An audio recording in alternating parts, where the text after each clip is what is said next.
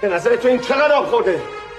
بهرام این چقدر آب خورده برای من؟ به پول ما 6 تومن. 6 میلیارد تومن 2 سال پیش تو کریستی طرف هر چی قیمتو میبرد بالا من میبردم بالاتر، میبرد بالا میبردم بالاتر، انقدر بردم بالاتر فقط خودم موندم و خودم.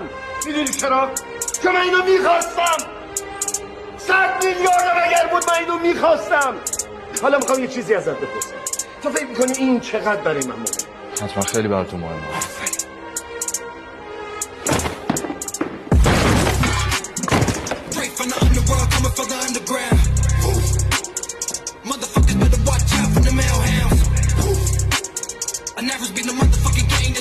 این 2000 برای من ارزش نداره.